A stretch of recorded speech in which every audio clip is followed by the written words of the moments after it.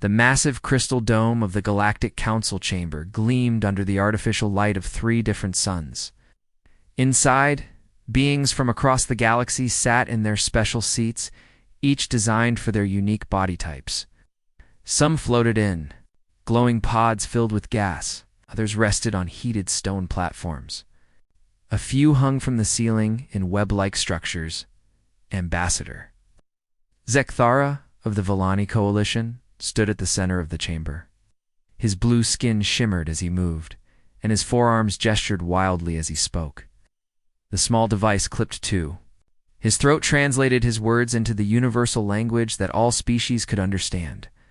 Fellow council member Zekthara began, his voice carrying across the silent chamber. We face a situation unlike any in our recorded history. A new species is achieved faster than light travel. They call themselves humans. Murmurs rippled through the assembled aliens.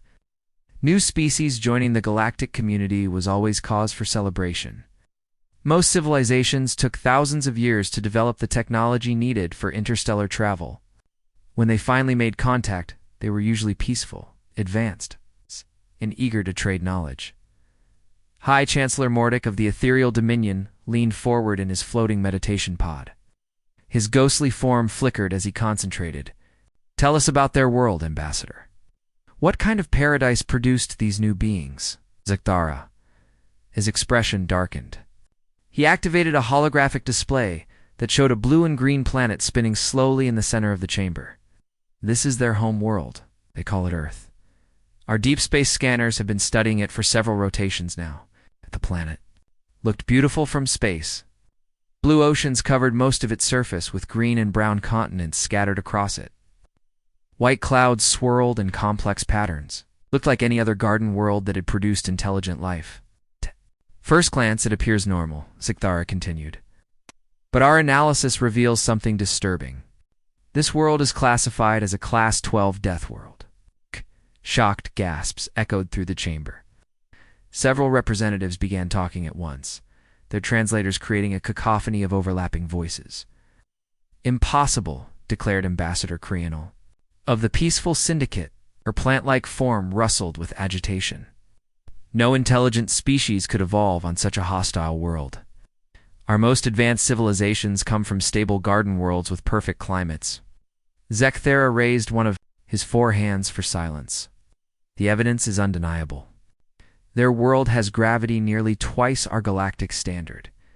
Their weather systems are violent and unpredictable. Massive storms rage across their oceans, carrying winds that could shred our finest spacecraft. Their ground shakes regularly from tectonic activity. The hologram zoomed in to show Earth's surface. Images flashed by showing hurricanes, tornadoes, earthquakes, and volcanic eruptions. The assembled aliens watched in horror as the display showed the raw power of Earth's natural disasters.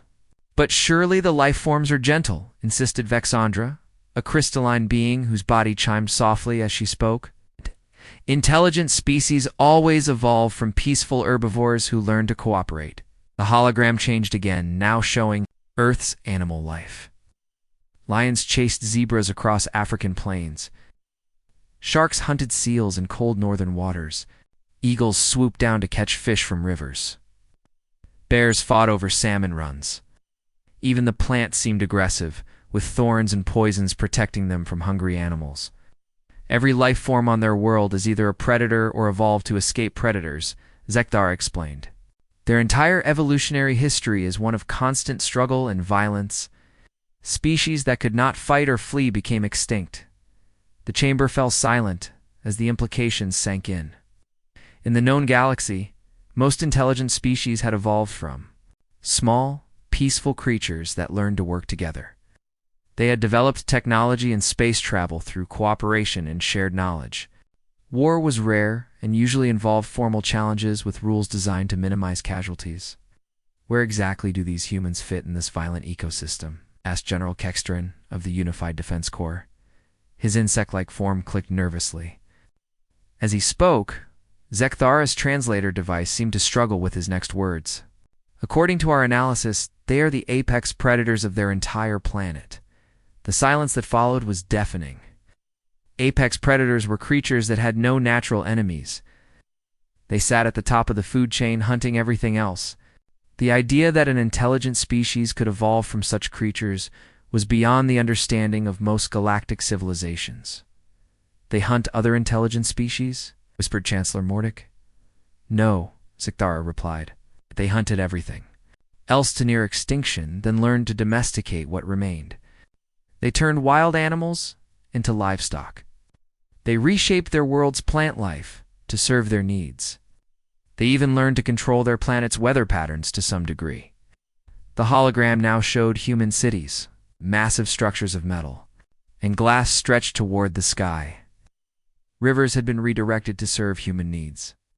Mountains had been carved away to access resources. Even the oceans showed signs of human influence, with artificial structures rising from the depths. "They have completely dominated their world," Zecthara continued. "No other species in their planet's history has achieved such total control. Over their environment, Ambassador Creonal S. leaves rustled with fear. What of their social structure? Surely they turned their aggression inward and destroyed themselves."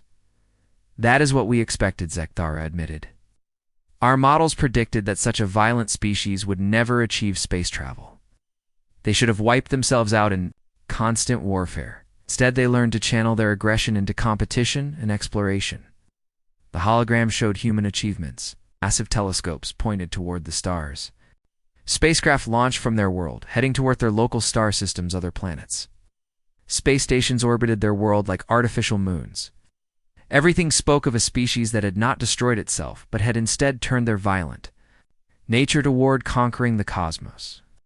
"We detected their first faster-than-light test 3 local time periods ago," Zecthara reported. "Their technology is crude, but effective. They use brute force methods that our engineers consider primitive, but they work." At that moment, an alarm chimed softly through the chamber. A junior aide rushed to Zecthara's side and whispered urgently in his ear. The ambassador's blue skin turned pale. "Fellow council members," Zecthara announced, his voice shaking slightly. "I have just received word from our outer monitoring stations. Humans have arrived." Far beyond the chamber, in the cold depths of space, the USS Liberty drifted silently through the outer edges of civilized space. The human ship was angular and functional, built for efficiency rather than beauty. Its hull showed the scratches, and whereof a working vessel. On the bridge, Captain Jake Morrison studied the star charts with his tactical officer, Lieutenant Amy Rodriguez. Morrison was a tall man with graying hair and the weathered look of someone who had spent years making difficult decisions. Rodriguez was younger, with sharp eyes that missed nothing. "Captain, we're picking up some kind of artificial signal," Rodriguez reported. "It's definitely not from Earth." Morrison felt his heart rate increase. For months they had been exploring the outer reaches of human space, hoping to find signs of other intelligent life. Now it seemed they had found what they were looking for. "Can you determine the source?" Morrison asked. "It's coming from a structure about 2 light hours ahead of us," Rodriguez replied. "The signal is complex, definitely artificial, and it's repeating in a pattern that suggests intelligence." Morrison looked around the bridge at his crew. They were all volunteers who had left Earth knowing they might never return. They represented the best of humanity, explorers, scientists, and soldiers who were willing to risk everything to push the boundaries of human knowledge. "Set course for the signal source," Morrison ordered. "It's time to find out if we're alone in the universe." As the USS Liberty changed course and began accelerating toward the alien signal, none of the humans aboard could have imagined the debate raging in the council chamber. They had no idea that their entire species was being judged by beings who saw them as dangerous monsters from a nightmare world. The first meeting between humans and the galactic community was about to begin, and neither side was prepared for what would happen next. The USS Liberty dropped out of hyperspace with a flash of blue light. Captain Jake Morrison felt the familiar slight dizziness that came with faster-than-light travel as the ship's engines wound down to normal power. Through the main viewing screen, he could see something that made his breath catch in his throat. A massive space station hung in the void ahead of them. It was unlike anything humans had ever built. The structure was graceful and curved with flowing lines that seemed more like art than engineering. Soft lights pulsed along its surface in gentle patterns. It looked fragile and beautiful, like a piece of jewelry floating in space. "My God," whispered Dr. Lisa Carter, the ship's chief science officer. She was a tall woman with dark hair and intelligent eyes, who had spent her entire career studying the possibility of alien life. "It's real. We're really not alone." Commander. Rick Hayes, Morrison's second-in-command, was already running scans of the alien structure. "Captain, I'm reading multiple ships docked at that station. They're all using completely different designs. This isn't just one species. It's some kind of meeting point for multiple civilizations." Morrison nodded slowly.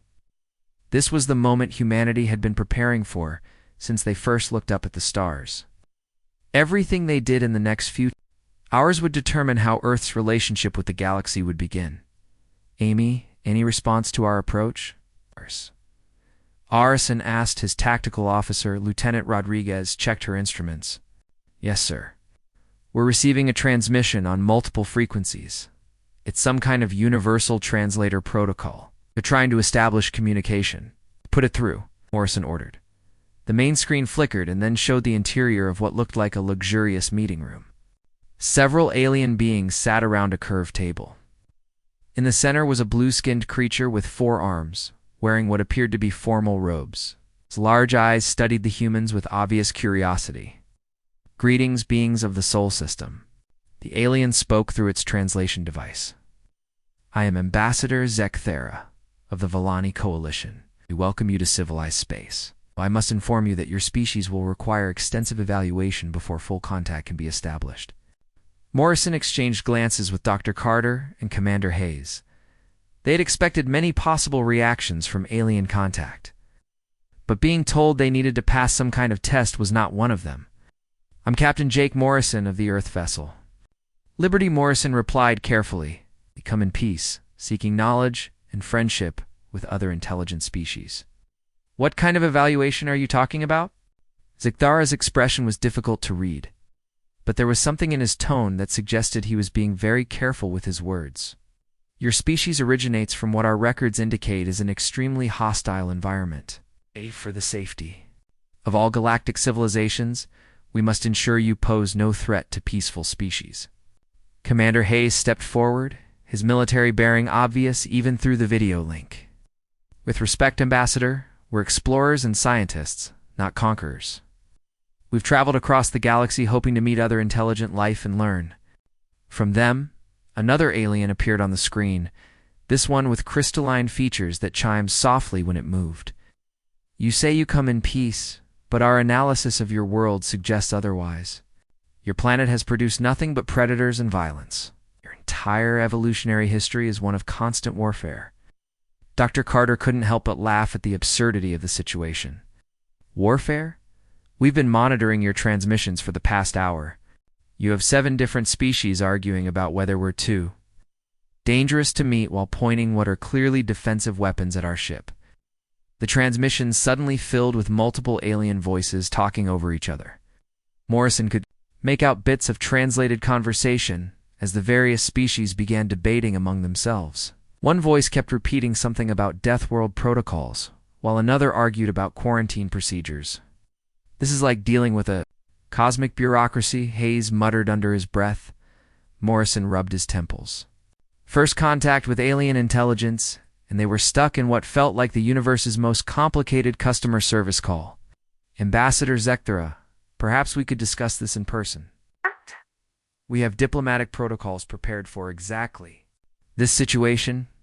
"Impossible," Zekthera replied quickly. "Direct contact with unknown species requires approval from the full Galactic Council. The process typically takes several rotations of careful study and debate." "How long is a rotation?" Dr. Carter asked. "Approximately what you would call 6 months," came the reply. Morrison felt his patience starting to wear thin. "Ambassador, we've traveled across the galaxy to meet you. We're willing to follow reasonable protocols, but we're not going to sit in empty space for 6 months while you debate whether we're safe enough to shake hands with." What the aliens on the screen didn't know was that the USS Liberty was not alone. 3 more human ships had entered the system during the conversation, taking positions around the alien station. The USS Freedom, under Captain Susan Blake, carried a full diplomatic team and, unfortunately for the aliens, peace of mind.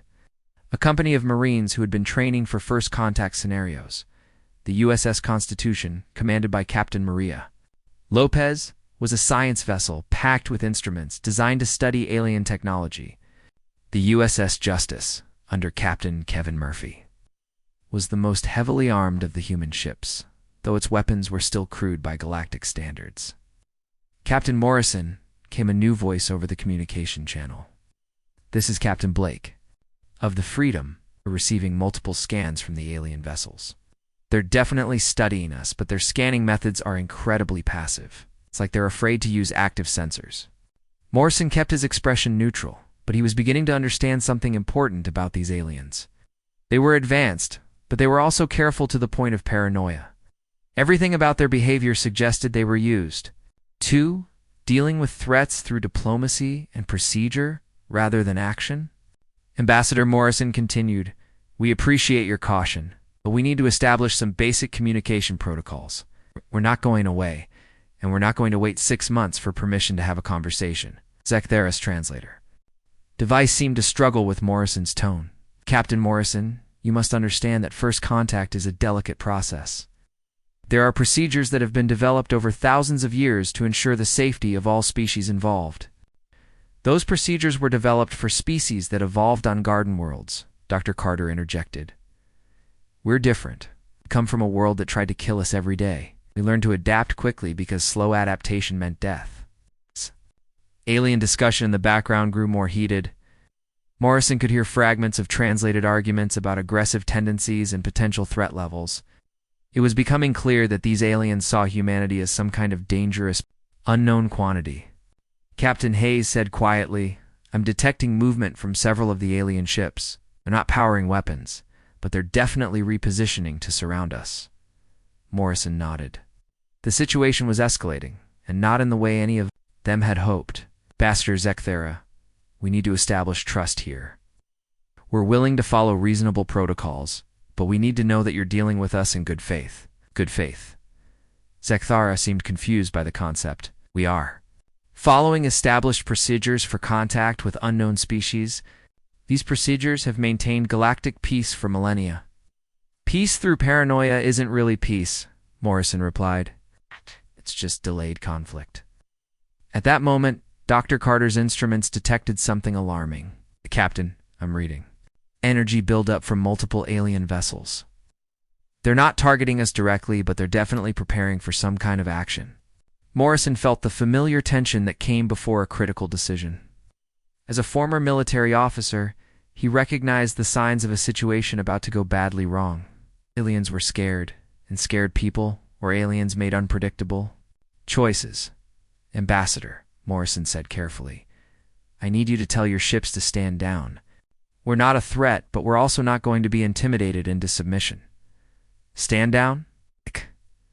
His confusion was obvious. "They are merely taking defensive positions as required by safety protocols." "Those defensive positions look a lot like attack formations to us," Commander Hayes observed. The truth was becoming clear to Morrison. These aliens had spent so long living in their careful, regulated galaxy that they had no idea how to deal with a species that didn't follow their rules. They were trying to fit humanity into their existing framework, and it wasn't working. Ambassador Morrison said with a slight smile, "I think we need to have a different kind of conversation. One that doesn't involve committees and procedures and 6-month waiting periods." The alien debate in the background suddenly stopped. All eyes turned to Morrison as he continued. "We're here. We're not going away. And we're not going to spend half a year proving we're harmless. So let's figure out how to move forward together." The silence that followed was filled with tension. First contact was definitely not going according to anyone's plan. The tension in space grew thicker as more alien ships began moving into position around the human vessels. Captain Jake Morrison watched his tactical display with growing concern. What had started as a diplomatic meeting was quickly turning into something much more dangerous. Captain Lieutenant Rodriguez reported from her station, "I'm counting 12 alien vessels now. They're forming what looks like a containment pattern around our small fleet. Morrison nodded grimly. He had seen this kind of positioning before during his military career. The aliens might call it defensive, but any competent tactical officer would recognize it as a preparation for attack. On the communication screen, Ambassador Zekthara was speaking rapidly with other alien representatives, their translator devices. We're working overtime, creating a buzz of overlapping voices as different species debated what to do about the human presence. Suddenly, a new voice cut through the alien chatter. This one was deeper and more aggressive than the others. Enough debate, the voice declared. These creatures from the Death World represent a clear threat to galactic security. They must be contained immediately. The screen shifted to show a new alien figure. This one was larger than the others, with thick armor-like skin and multiple arms that ended in what looked like natural weapons. Its eyes were cold and calculating. "I am Fleet Commander Turgash of the Zephorian Collective," the alien announced. "We have dispatched a squadron of interceptors to escort your vessels to a secure location, where proper evaluation can be conducted." Morrison felt his jaw tighten. "Escort us, Commander. We're not prisoners. Came here for peaceful contact, not to be herded around like cattle." "Your intentions are irrelevant," Turgash replied coldly. "Your species poses an unknown risk. Until that risk is properly assessed, you will comply with our security protocols." Dr. Carter leaned forward, her scientific mind trying to process what she was seeing. "Captain, their ships are moving into attack formation, whatever they're planning. It's not just an escort." Commander Hayes was already at his station, running tactical assessments. "Sir, their vessels are large, but they look like they're built for show rather than combat. The hull designs are more artistic than functional." A. Morrison opened a channel. "To the other human ships, all vessels. This is Morrison. We have a situation developing. Maintain current positions, but be ready for evasive action." Captain Susan Blake's voice crackled over the communication system from the USS Freedom. "Jake, my Marines are getting restless. They don't like being surrounded any more than we do." "Keep them calm, Susan," Morrison replied. "We're not here to start a war." "No," came the voice of Captain Kevin Murphy from the USS Justice. "But we might not have a choice." The alien interceptors were sleek vessels that moved with graceful precision. They were twice the size of the human ships and covered in what appeared to be decorative elements that glowed with soft internal light. They looked more like works of art than military vessels. Fleet Commander Turgash addressed the humans again. "You will power down your weapons and prepare to be escorted to a containment facility. Any resistance will be met with appropriate force." Morrison looked around his bridge at his crew.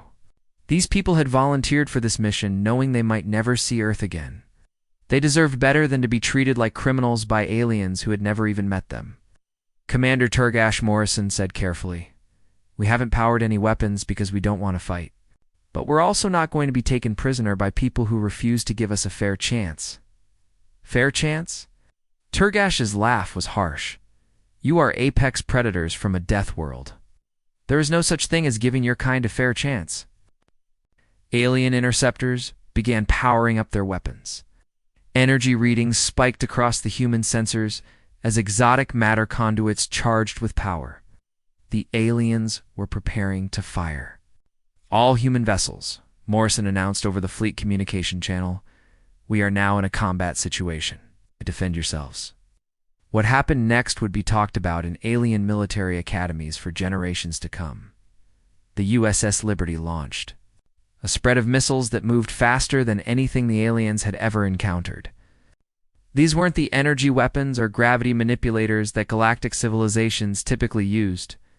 They were simple kinetic projectiles, chunks of metal and explosive materials accelerated to enormous velocities. The alien shields, designed to deflect energy weapons and exotic matter, were useless against solid objects moving at relativistic speeds. The human missiles punched through the defensive screens like they weren't even there. "Impossible," gasped High Chancellor Mordick, watching the battle from the safety of the council chambers. "How are they penetrating our defensive systems?" "Captain." Morrison's voice came through the communication channel, calm and professional.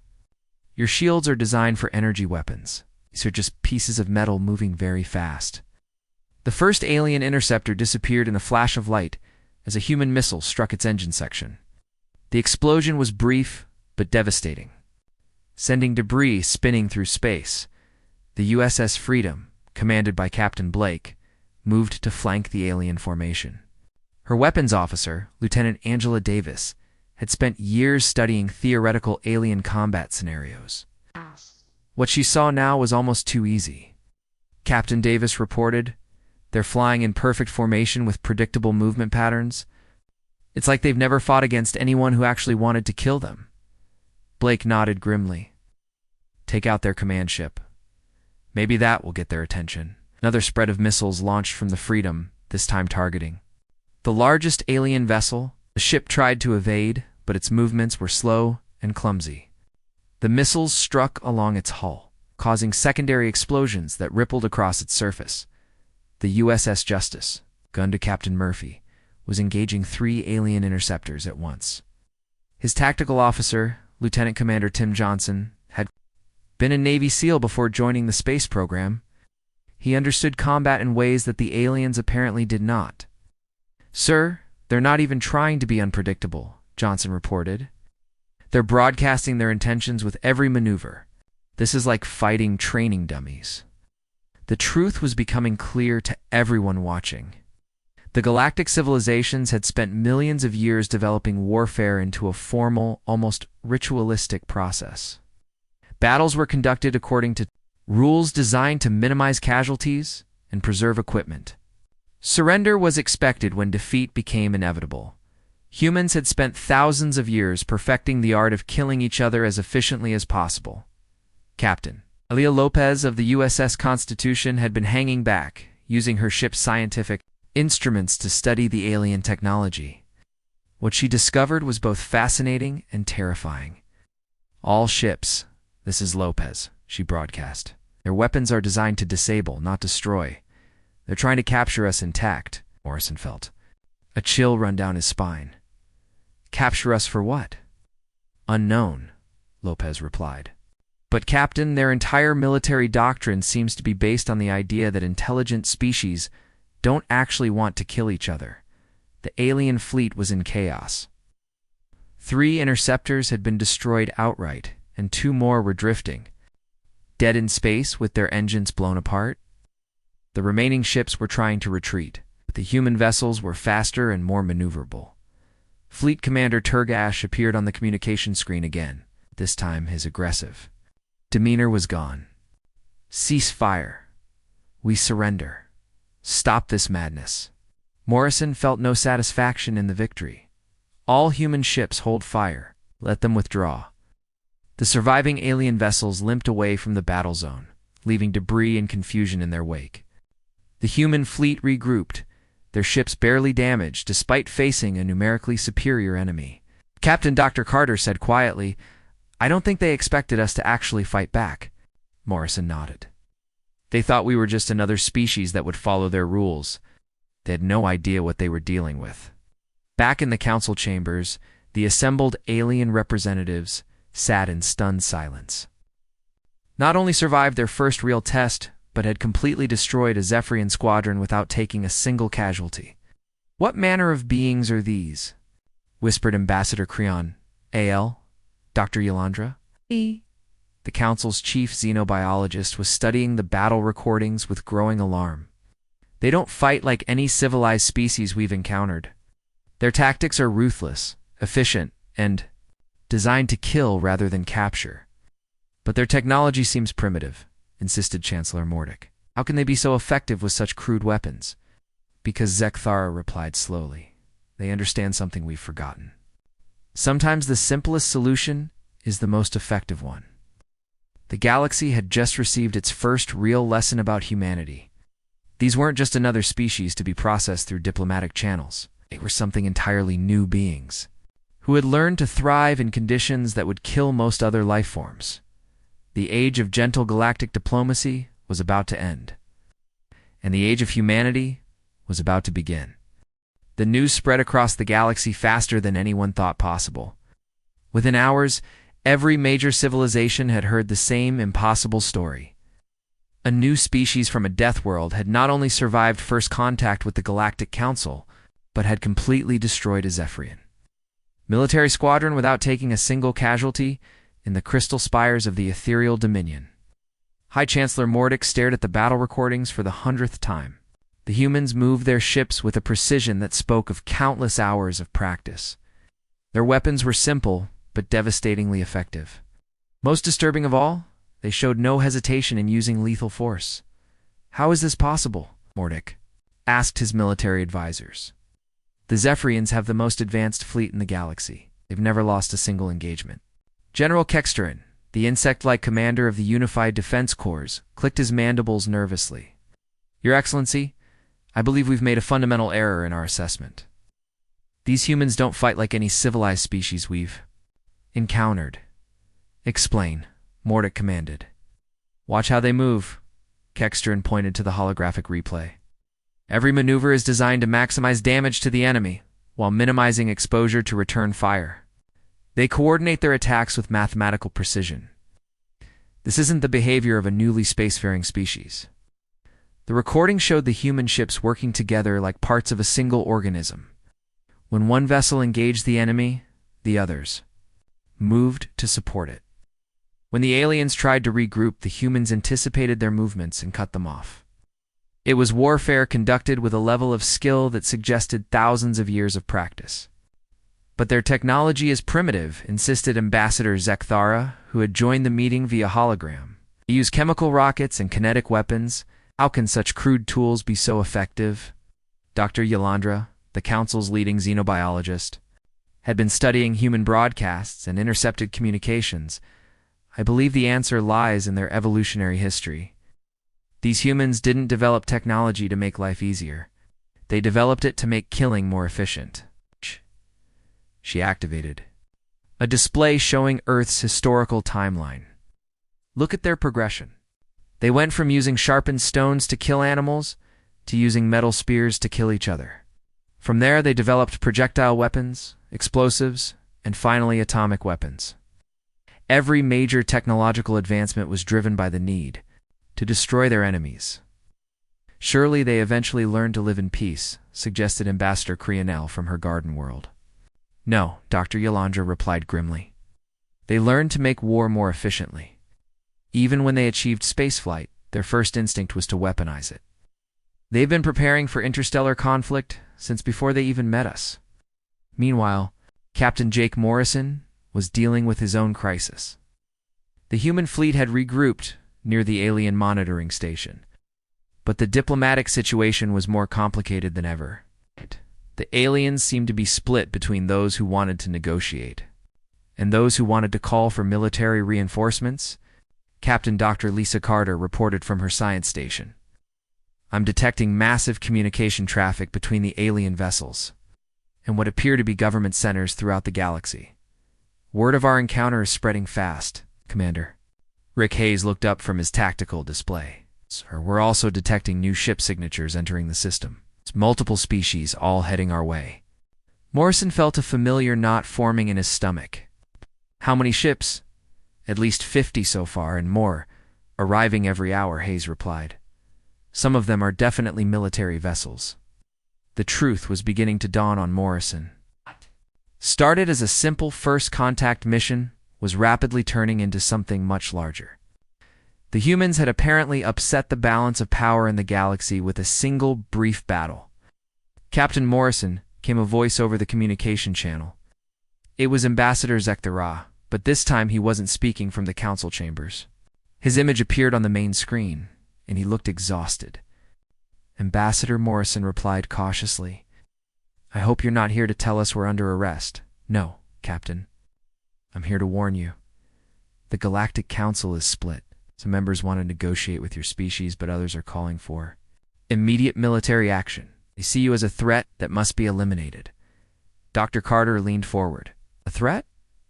We defended ourselves when your people tried to capture us? That's not the same as being aggressive." "I understand that," Zekthara said. "But you must realize what you've done. The Zephyrian Collective has been the galaxy's primary military force for over 1,000 years. You've never lost a battle. In less than an hour, You destroyed their reputation, along with their ships? Morrison could hear the fear in the alien's voice. Ambassador, we didn't want to fight. We came here hoping to make friends. I believe you, Zekthera replied. But the galaxy doesn't know what to do with a species that can casually destroy our most powerful military force. Some civilizations are already talking about preemptive strikes. Communication was interrupted by an alert from Lieutenant Rodriguez. Captain, we're receiving a transmission from Earth. It's Admiral Patricia Stone. Morrison felt his blood run cold. Admiral Stone was the head of Earth's deep space operations. If she was calling personally, it meant the situation had escalated beyond anything they had anticipated. Put her through, Morrison ordered. The screen switched to show a gray-haired woman in a crisp military uniform. Admiral Stone had the kind. A presence that commanded respect even across interstellar distances. Captain Morrison, she began without preamble. I've been monitoring your situation. As of 1 hour ago, Earth has detected massive military movements throughout this region of space. Multiple alien fleets are converging on your position. Admiral, we can explain, Morrison began. No need for explanations, Captain. I've reviewed your tactical reports. You did what was necessary to protect your crew and your mission, but now we have a larger problem. Stone's expression was grim. The aliens seemed to think that for exploration ships represent the full extent of human military capability. They're about to learn otherwise? Morrison felt his stomach drop. Admiral, how many ships are you sending? Captain, the entire Terran Defense Fleet is currently in hyperspace, heading for your position. 200 ships, including our newest dreadnoughts. They should arrive within the next 6 hours. The silence on the bridge was deafening. Morrison could see the shock on his crew's faces. They had come to make peaceful contact, and now they had accidentally started what might become an interstellar war. Barrow, Morrison said carefully. With respect, that might not be the best approach. These aliens are already scared of us. Showing up with a battle fleet might cause them to panic. Captain, they're already panicking, Stone replied. Our deep space monitors have detected at least 3 different alien fleets moving toward your position. The largest one has over 100 ships. They're not coming to negotiate. Dr. Carter stepped forward. Admiral, if I may, I think there's been a massive misunderstanding. These aliens have never encountered a species like us. They don't understand that we can be both peaceful and dangerous. Doctor, I appreciate your scientific perspective, Stone said, but my job is to protect human interests.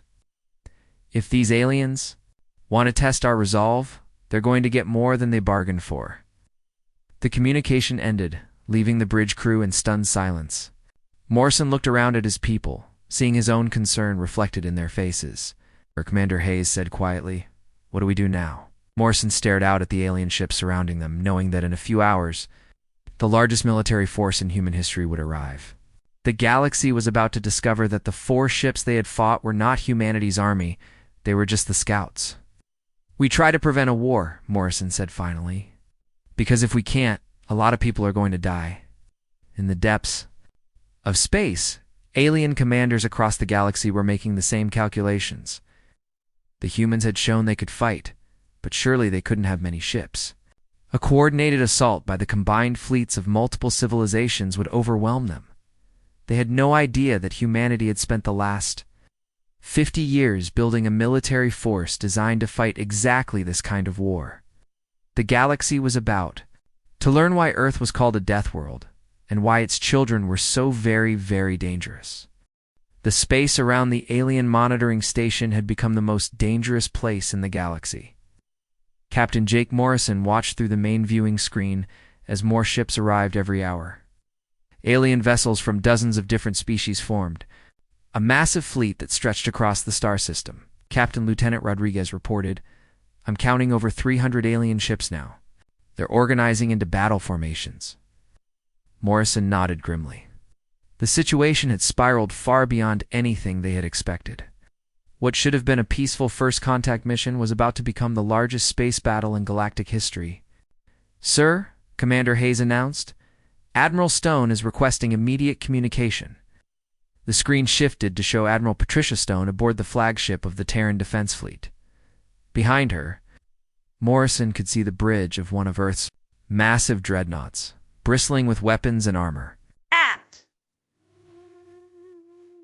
Captain Morrison, Stone began. The fleet has arrived. We're taking position at the edge of the system. Admiral, what's our situation? Morrison asked. Stone's expression was serious. We have 200 ships ready for combat, including our newest heavy cruisers and battleships. The alien fleet outnumbers us, but our intelligence suggests their technology is designed for show rather than serious warfare. Dr. Lisa Carter stepped forward. Admiral, I've been studying their communication patterns. I don't think they want to fight any more than we do. They're scared. Scared beings can be the most dangerous, Stone replied. But I'm willing to try diplomacy before we start shooting. At that moment, Ambassador Zekthera appeared on a secondary screen. The alien diplomat looked exhausted and desperate. Captain Morrison, Admiral Stone, I need to speak with you immediately. The situation is about to get much worse. Morrison gestured for the ambassador to continue. The Galactic Council has just received word that the Void Plague has broken through the Outer Rim defenses, Zekthera explained. It's consuming entire star systems. Our combined fleets are needed to fight this threat, but instead we're all here preparing to destroy each other? Void Plague? Dr. Carter asked. What is that? A consuming force that appeared decades ago, Zekthera replied. It destroys everything it touches, planets, stars, even space itself. We've been fighting it for years, but it keeps growing stronger. Admiral Stone leaned forward. Why are you telling us this? Because Zekthera said, we need your help. Every solution we've tried has failed. The plague adapts to our weapons, overcomes our defenses, and spreads faster than we can contain it.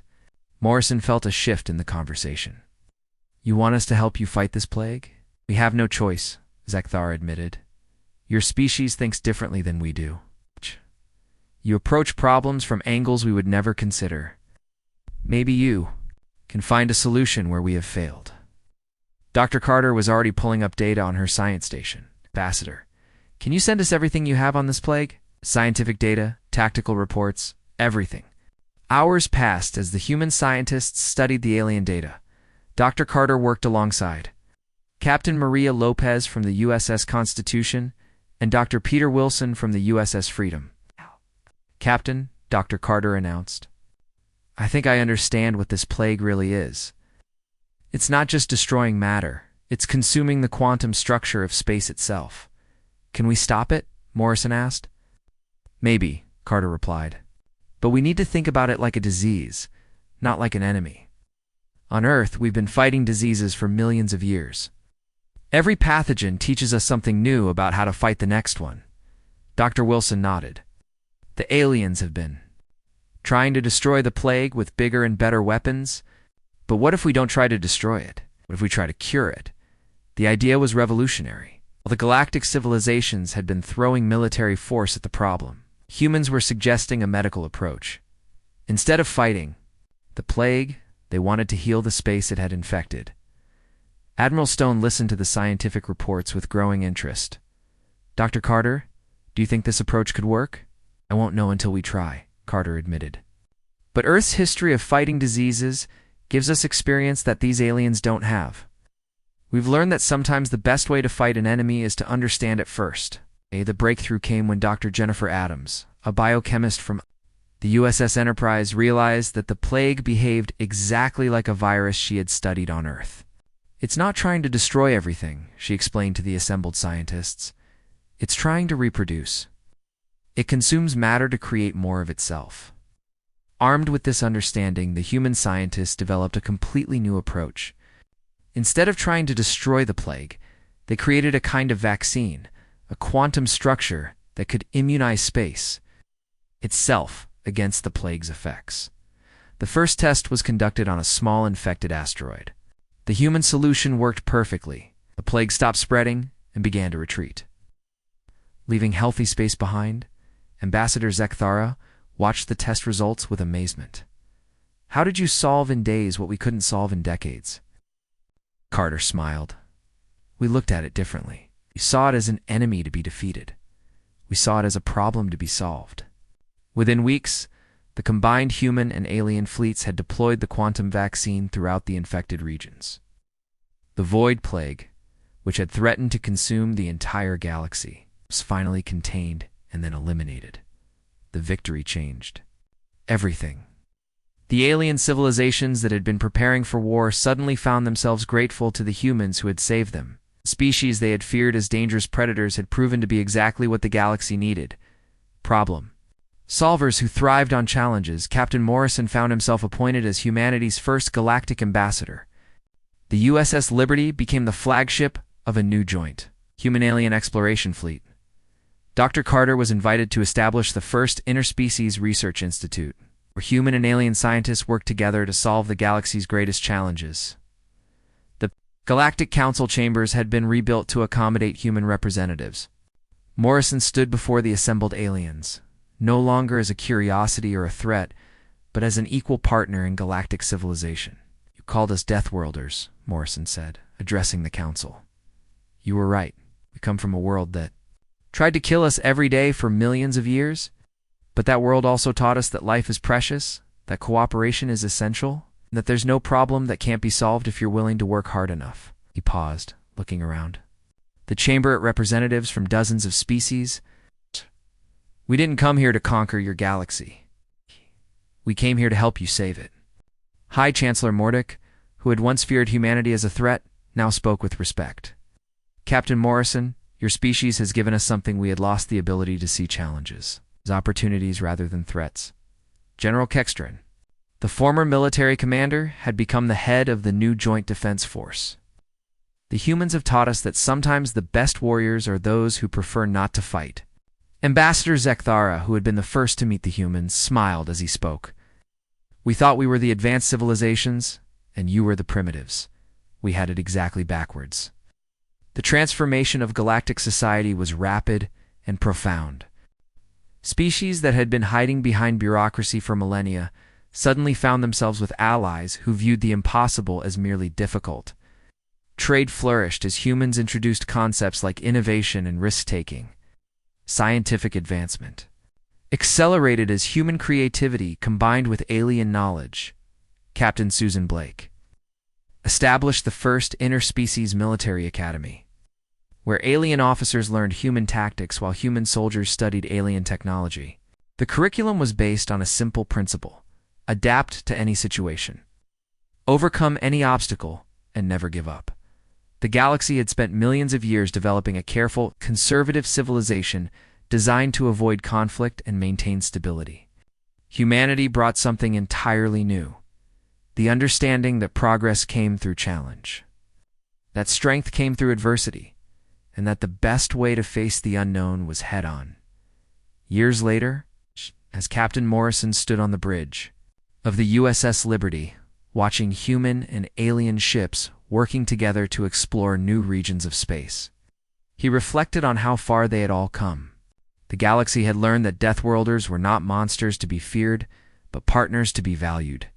The age of gentle galactic diplomacy had ended, replaced by something better: an age of cooperation, innovation, and unlimited potential. Humanity had not conquered the galaxy through force. They had transformed it through example, showing that any challenge could be overcome with the right combination of determination, creativity, and courage. The Deathworlders had arrived. The galaxy would never be the same.